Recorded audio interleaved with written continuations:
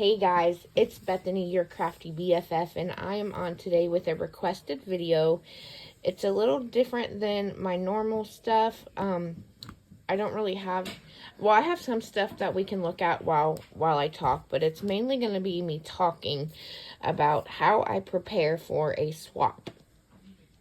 My new friend Tori, over on Instagram, messaged me and asked me if I had a video on, what I do to prepare for a swap, and I said, no, I don't, but that's a great idea.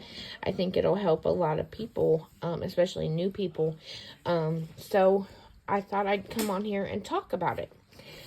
So, I have some notes, I have some things I'll show you, but the first thing I do when preparing for a swap is I get my handy dandy swap tracker out. Now, some people just use a notebook.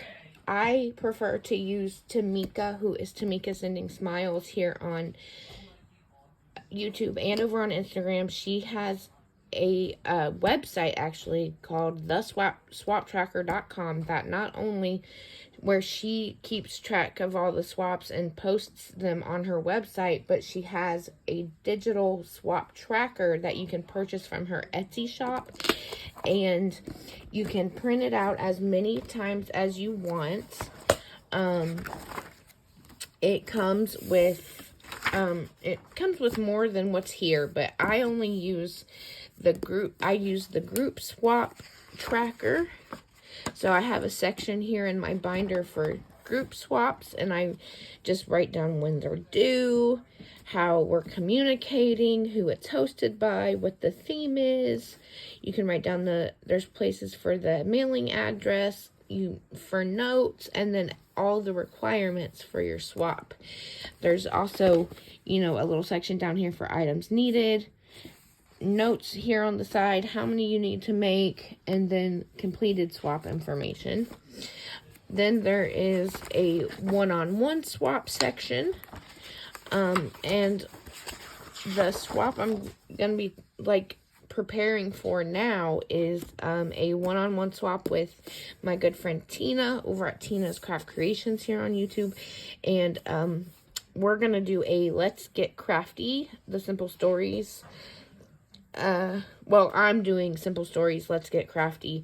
That's the collection I'm using, and so it's going to be like a crafty swap. And this is the stuff that we made a list, and we said, okay, let's pick minimum 5 items, and we'll make those. And so I have all that information written down here. And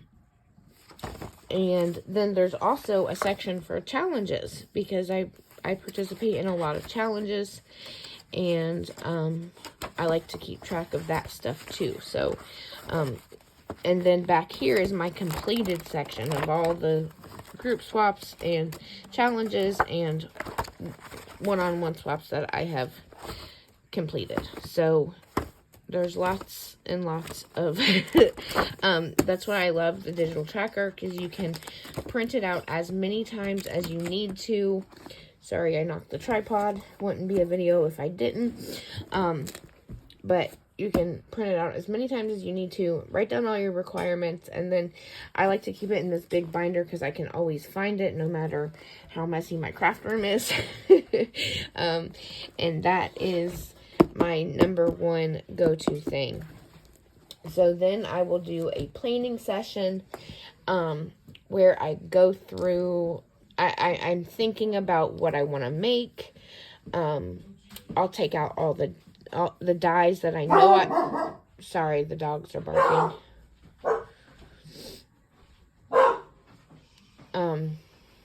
Sorry about that. What was I saying? I go through what I have. I get the dyes I know I want to use. I get the paper collection out. I'll go through my stash and get all the color coordinating solid color cardstocks I can find. I went through my stash and I found this really pretty aqua blue color that matches pretty well to the blues in this collection. This lime green that matches pretty well. This hot pink and this orange. And so I'm pretty happy with that. Then I get, you know, the embellishments that the collection comes with. I have those all here. I have it all here in this tray type thing here. So I got a new die I haven't used. I've got my doily dies. I've got any die that has like a crafty type thing in it. Like this is a cutting machine die. We've got some stitches, some scissors and whatnot. These are scissors. We've got the embroidery hoops. We've got the Happy Mail words, Happy Mail phrases, crafting words. I found these crepe paper rosettes that match the pink in the collection pretty well. I went through my sequins because I know I'm going to be making a sequins mix. So I found some pinks. There's a little bit of black in here. There's some green, some hot pink. There's even a little touch of yellow in this collection, so I may add a little bit of yellow. There's some light pink, and then this is the closest thing I have to orange in my collection is this peach and pale peach color. And so I got all those out. And so I just like to grab the things that I know I'm going to use and keep them in one area. I also like to have a bin for ongoing and finished projects. I don't have one yet for this swap. And I'll show you this one that's gotten pretty messy. But this is where I've been keeping all my Valentine's Day stuff. So we've got lots of bows that I've made. Some cupcake liners that I can make rosettes out of. I've made a few of these. We've got some of these embellishments. Some of these bouquet embellishments I've shown. There's some envelope embellishments. More bows, rosettes, bottle caps, paper ruffles, fringed hearts, more rosettes, you name it. So I keep a bin with all my ongoing projects in it. And then I like to have a box for finished projects so that I can put them up out of the way and they don't get bent or damaged in any way. So that's what I usually get get prepared. And then if I have to order a collection or certain supplies, what I'll do is, especially if I know I'm going to be embellishing a lot of things, like for instance with this swap with Tina, I'm going to be making a tag flip and I know I'm going to want a lot of handmade embellishments. That being said, I'll take these coordinating color cardstocks and I will make rosettes. I'll take the pattern paper and make paper ruffles. I will make bottle caps with, you know, just my 1-inch punch and use the different colors that coordinate with the collection. I'll make those, like, especially if I'm waiting, you know, for supplies to come in. Luckily with this, I'm not waiting for anything, so I can just jump right into it. But that's my tip for that. Like, you know, just use your coordinating cardstocks and your pattern papers and make handmade embellishments that you can use to decorate when the time comes, so you have them already made and you're not like, you know what, I'm in the middle of decorating, now I have to get out my die cutting machine and make a rosette and then go back to decorating. I hate going back and forth, especially like I have a day, like, I know I'm lucky compared to a lot of people because I do have, like, it's because my girls are in school, I have like the whole day to craft, but I try to have days where I focus on one thing. For instance, like if there's a big project, like a 3D project or an album, I will typically get that out of the way first so that I don't come down to the deadline and then feel overwhelmed. So I try to get big projects out of the way first. I have a day where all I do is die cut and assemble embellishments.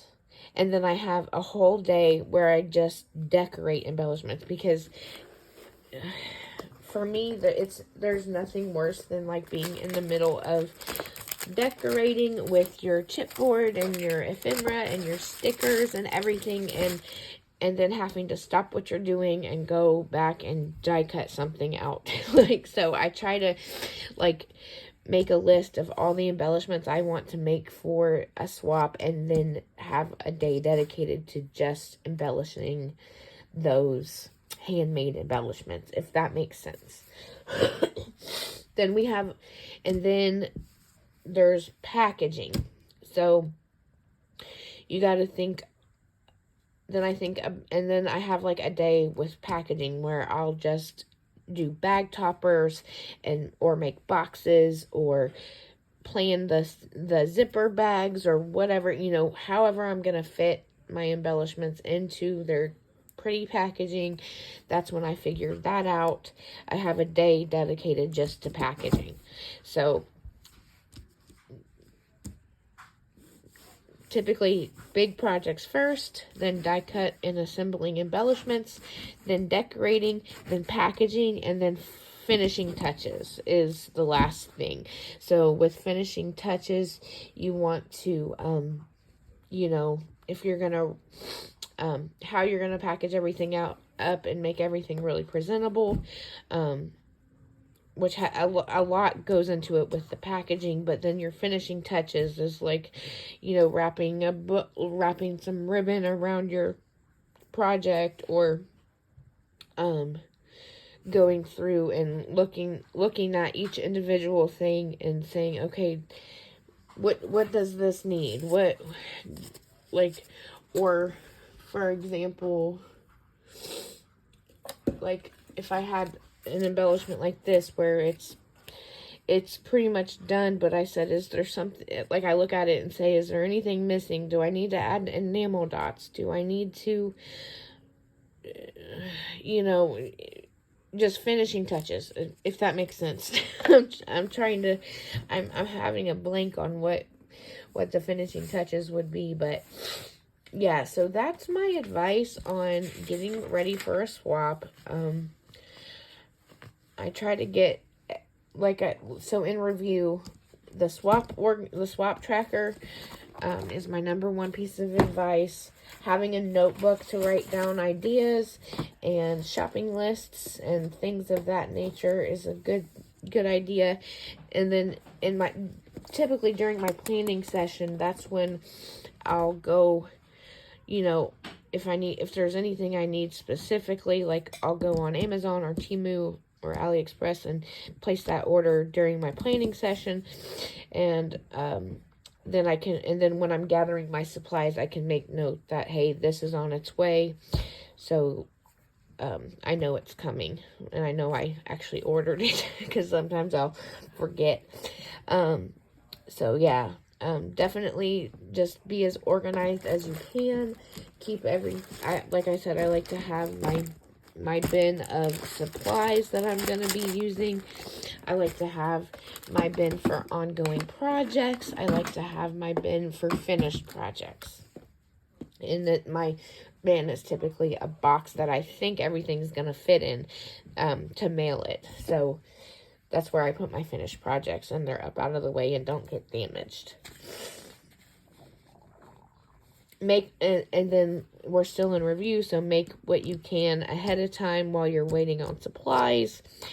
Make your coordinating cardstock rosettes, pattern paper, ruffles, bottle caps, bows, anything that you think you might use to decorate to further embellish your handmade projects, do that ahead of time so that you're not going back and forth with your die cutting machine. I like to get that all out of the way first.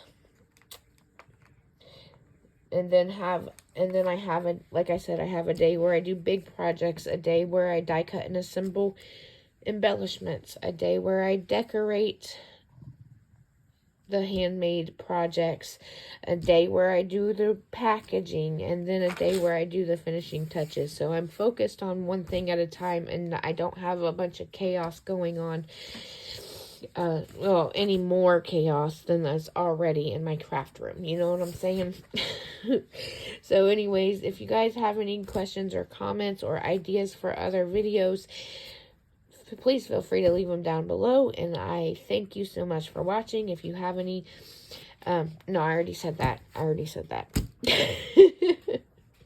I'm tired. I'm gonna go to bed. You guys have a great day. Thanks so much. Bye.